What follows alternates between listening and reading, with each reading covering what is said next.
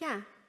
So last year I was here talking about how we can use crypto and just blockchains to bring transparency to different things. Last year I actually talked about the CPI. This year I'm talking about the carbon markets. And I might burst a couple of bubbles as I go through the presentation, but before I get completely started, as I was practicing my presentation with my co-founder, Nick, about halfway through, he was like, this is all really interesting, but I still don't get how that relates to crypto. So let's start off with that question, so you guys keep it on the back of your heads as I go through all of this material. Carbon markets were basically created by governments, but essentially, we have to decide one of two things. And this is where I think it falls into, and this is the question that you guys can help me answer. Are they a shitcoin or are they a meme coin? Bottom line. So with that, let's get started with a little bit of history. So carbon markets and research on acid rain has been done for centuries. Like in the 1800s, this was already a phenomenon that was known. Robert Angus Smith, a Scottish chemist, was actually the first person to coin this term acid rain in 1852 in one of his books. And so this has been known that for a very long time that pollution can cause acidity on rain, and we also know that it can cause it on we have wet and dry depositions, and for dry, like wind and gases and dust, this can also become very acidic and be carried over or travel over long distances. And so whenever something is polluting the environment, it doesn't just pollute that specific area, it actually can have an effect on areas way farther and that have nothing to do with what's happening in that environment. In the 1970s, the U.S. Clean Air Act was the U.S. attempt to sort of address this issue. But this issue, because everything or pollution travels so far away from the actual source where it's happening, it cannot be addressed just by one country or one region addressing this problem. So in 1997, the Kyoto Protocol was the first attempt internationally to address this. And the problem, anyway, so that was in 1997. In 2005, the EU emissions trading system is the first time that compliance markets were implemented, and then in between 2007 and 2016, the voluntary carbon markets started to consolidate and strengthen. Even though some companies, even in the 1980s, had already started looking or doing carbon offsets, the actual markets did not mature until 2016 with the Paris Agreement. The Paris Agreement was our second attempt internationally to address this problem. And the problem with all of these actual agreements is that the incentives are not punitive. Generally, all of these agreements are just very much people have, or countries opt in to them, and they set their own caps, and then they are just expected the next year or over a period of time to reach those caps. And if they don't, sometimes there's nothing done, there's very little that can be done really, and sometimes they'll have like, okay, well, if you don't meet it, then next year you have to meet your expected threshold plus 20% or something along those lines. The problem with that is if they're not meeting it to begin with, it's going to be very hard for them to exceed them the next year. And they don't have a lot of punitive mechanisms within these treaties because they also don't want countries to lie about what they're doing, right? And they want countries to share their knowledge to be able to improve the processes, everybody at once, hopefully, or from developed countries that maybe have better processes, share that knowledge with developing countries that need to implement those processes. It may or may not be feasible for them to have the money to actually implement them or the companies to want to, just because there's no punitive real damages done to these companies. So one thing that always comes to mind when everybody's talking about this type of incentives or carbon markets is who should be paying the most for the damage that has been done. those that have already caused the damage or those that are causing it right now. In general, historically, the US and the EU have been the biggest offenders. And so now we see China, as they continue to develop, being the biggest offender as of now. But the damage has been done, and a lot of this damage, what happens is, it doesn't just last a year or two in our atmosphere. It lasts from hundreds of years to thousands of years. So what we do now is going to have an effect on future generations to come. What we're experiencing now, it's effects from generations way before us as well. And so initially, when carbon markets came into play, another portion of that debate was whether or not this was a tax on developing countries. Because as they're developing, they're the ones that have, they are polluting probably the most, and care a little bit less about the environment, because ultimately what they're trying to do is get enough food on the table for their population. And they're not going to start caring about the environment until they start reaching a certain standard of living. And then you also have a lot of these corporations from more developed countries moving their operations into developing countries because it's cheaper. It's just cheaper, it's more corrupt, it's easier to buy people, basically. And so they're not, even though they're in a developed country, they're still polluting, but just not in their own area. So for carbon markets, we have two different markets. We have the compliance markets, which are set by governments, and then the voluntary markets. Governments basically just come up with an estimate of how much they are polluting, and then they pledge in these treaties how much they are going to pollute for a period of time and how much they're going to be improving over time. And then they take all of this information, and everybody creates these carbon credits, these governments, and then they assign them to certain industries, and then within those industries to specific companies. What ends up happening here a lot is lobbying, right? So lobbyists will come to politicians and, take me out to dinner, or I'm not a politician, take them out to dinner, take whatever, do their lobbying stuff. And then what they'll do, or what they want, is to be allocated not just what they are using, but be allocated an over-allocation so that they can take advantage of this free money. Because if you think about it, when the government is just handing out these carbon credits, if you don't use them all, you can sell your excess to other companies that need them.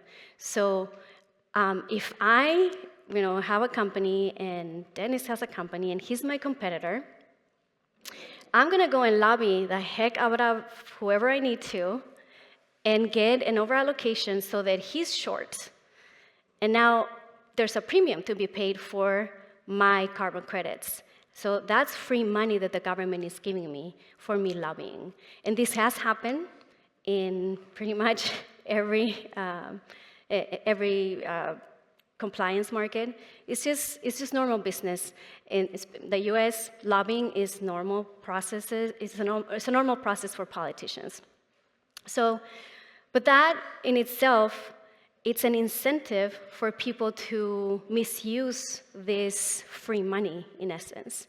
Voluntary markets, they started in the 1980s with some people, well, not the markets, but the actual offsets, with companies just being environmentally responsible.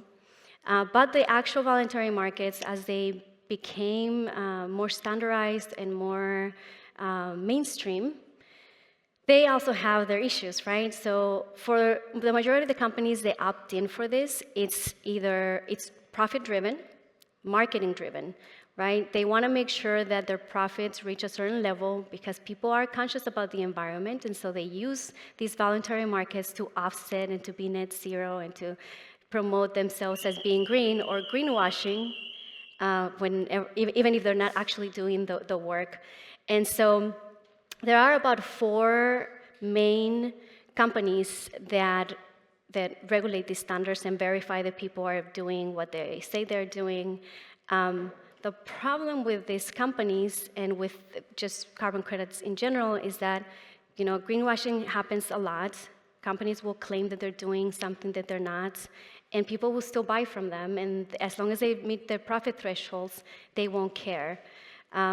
There's also a lot of low and questionable quality credits, and that goes back to how you process a project that comes in with a proposal, and you validate what they're going to do, and then validate what they are actually doing. And then there's the problem of double counting, where because this is a little bit of an obscure market, the carbon credits, when they're actually used, they're not always retired. Or what companies will do is they'll use them and sell them to the voluntary market, and then somebody else in the voluntary market can also claim them. They have a bunch of little different schemes that they have come about to double count them or to double use them, just because they're able to game the system. And they can do that because there's a lot of lack of regulation and actual oversight from the government or even private entities. There's also other issues with how people come up with the project proposals, especially in the South, where it's not very the equity and there's been problems where they displace local people to take over large portions of land so that they can claim these credits. Because it's like I said, it's free money. If you can get the government to approve this and get these entities to approve these credits, it's basically money out of the air, bottom line. Or if you're actually planting trees and you're actually doing what you say you're doing, there is an investment or there is money that is going into that, and that's why you're raising that money. But ultimately, if there's no proper oversight, that doesn't always happen.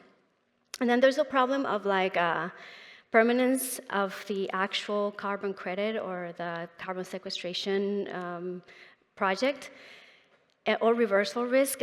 Some of those could be something like in California. California actually had a scandal that we'll talk in a little bit, where there was a bunch of carbon credits issued for some people that claimed that they were going to take a bunch of trees down, and then they didn't, and I don't think they ever even intended to, but they got a bunch of carbon credits for that. But imagine in California, if they do give somebody these carbon credits and they go and sell them, and then there's a fire, which happens a lot in California, all that goes to nothing, and there's no repercussions. Everything's sold, they made the money, and they're good. There's nothing that they are going to be liable for. For the carbon credit verification and issuance process, basically, I try to create somewhat of a flow, but the right side is basically the person or the entity proposing the proposal. Those are the things that they do, and then the other side, it's the registries or the third parties that actually, like Vera, and that actually verify what they are proposing. So it starts off with them providing a design and a proposal for what they're going to do. Then this third party goes and validates it, and they don't really disclose the criteria. They eventually do disclose their validation and why they approved them. And then once they approve them, they can go and register with a standard and say, okay, this is the standard that we're going to be following. The gold standard, the Vera, whatever they're going to be following. And then they can start reporting and monitoring their progress. And then this third party again goes back and validates that what they say they're doing and what they expect to be cleaned up, it's cleaned up. And then once that's done, they give them a verification of that, and they issue these carbon credits, and then they can go on the market and trade them and make money off of them. And that's all great, but so that's just how it works. These are some of the scandals that have come out, even though there's a third party always verifying all of this information, supposedly. California Forest Offset Programs is the one that I was talking about earlier. Tens of millions of credits for forest credits they weren't even at risk. This is basically like a bunch of rich people with a bunch of lands. They're like, well, we're going to cut them down if you don't give us money, and they got money. the EU emissions trading, and granted, the California Forest Offset Program, it's a voluntary program. The EU emissions trading system is not. That's a compliance program run by the government, okay? And even they don't have very good oversight. So they uncovered lots of cheating, lots of recycling credits. It wasn't even just double counting. It wasn't just a matter of it went from one market to another. These guys were just churning them out like they were recyclable cans of Coca-Cola or something, So they did that. And then the Vera and rainforest offsets, same thing. They weren't even at risk. They issued a bunch of them. Vera is one of the biggest players in terms of actually issuing carbon credits. And Toucan is the first project that I know of that started doing carbon credits on chain. And unfortunately for them, I think what they did was actually pretty clever. They went to Vera and they asked for all of their bad, low-quality credits to be retired so they could mint them on chain. So that way they wouldn't be double counted. So they went, they asked them to retire them, they mint them on chain, and they started a market, sort of like DeFi-based, and we know that crypto people really love to trade.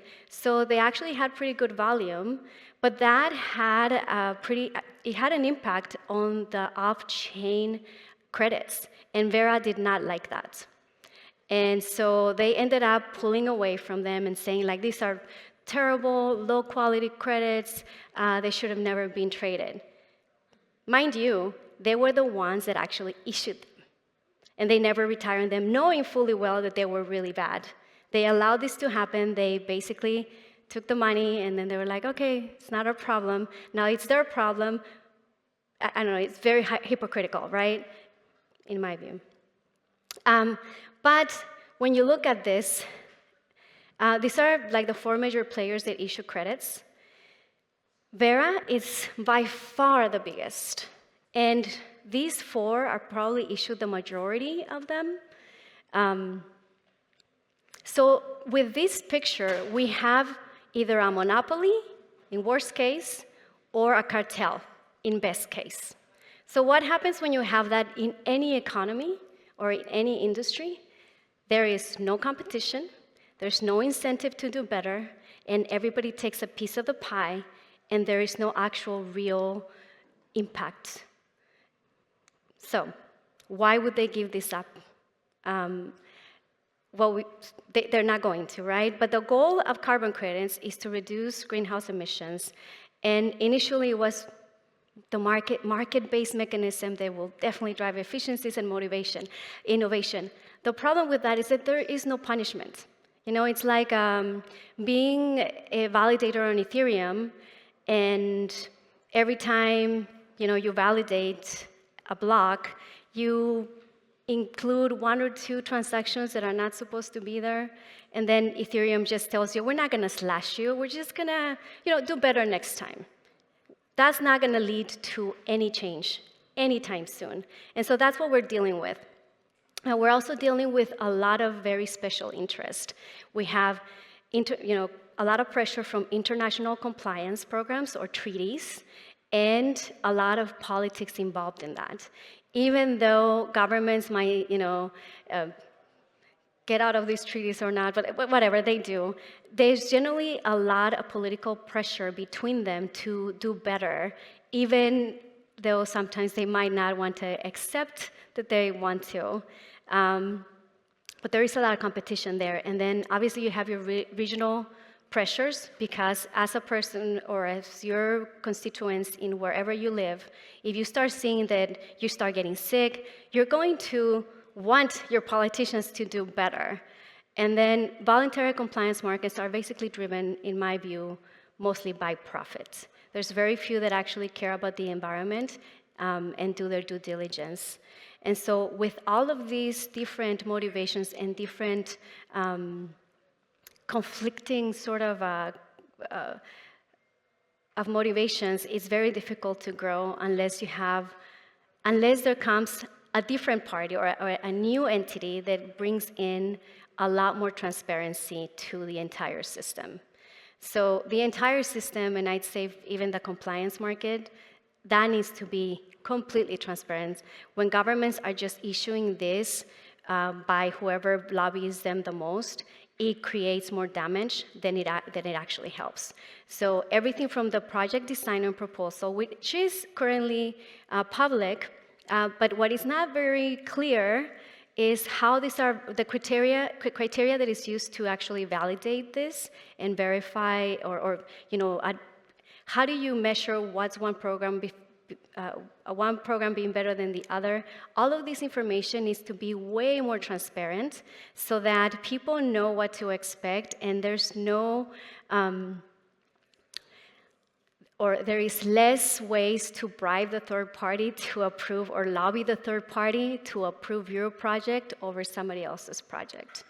Then registering with the standard is public currently, so continue that.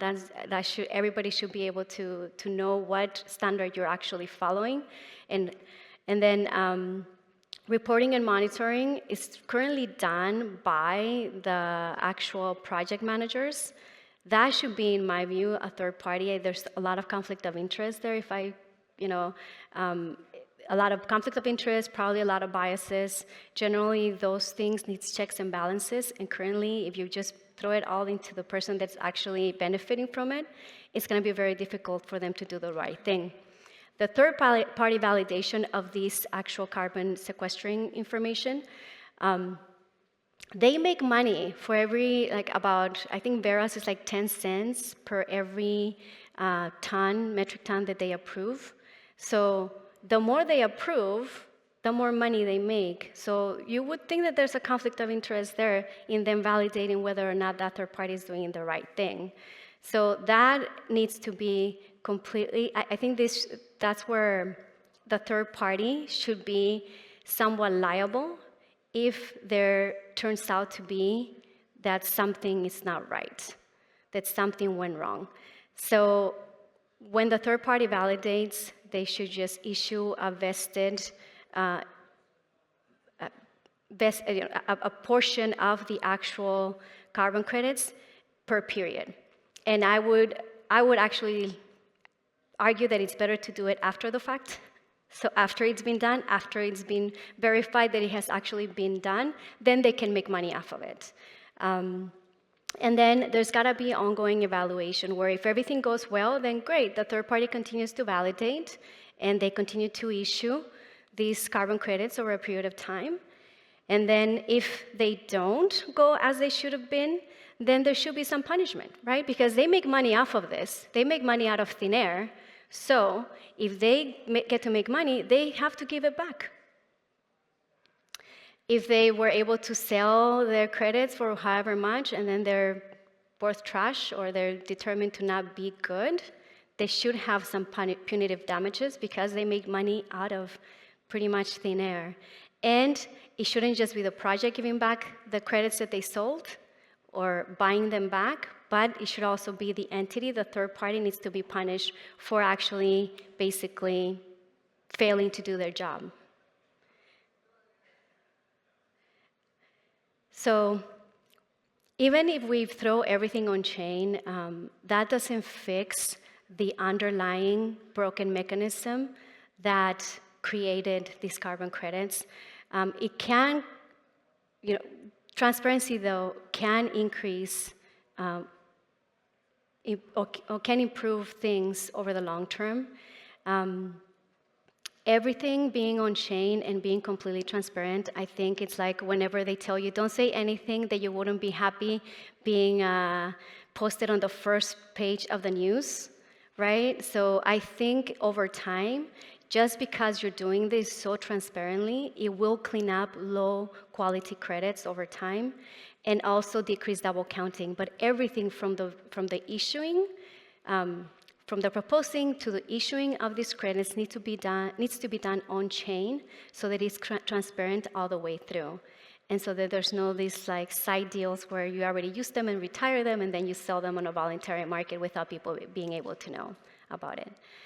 But with that, I'm running out of time. With that, I just want to say I think carbon credits come from a very good place. What they attempt to do is something really good for society in general and all around the world. It's just the implementation has been so poorly done that we need to do better. And it's not going to be the governments, and it's not going to be the current cartel that is issuing them. It's going to have to come from a third party and from a completely different movement, just like crypto is. I think crypto is a movement, not just something that means meme coins and shit coins. We are a movement that wants to do and improve the world through our technology. Anyway, if anybody has any questions, happy to address them, or I'm not even sure if I have time. I'm not sure if you have time. Okay, perfect. If anyone does have any questions, Thank please pose them now, because it's a very interesting challenge and question that you put forward. Is profitability at the cost of ethics reasonable? Alrighty. Well, thank you very much.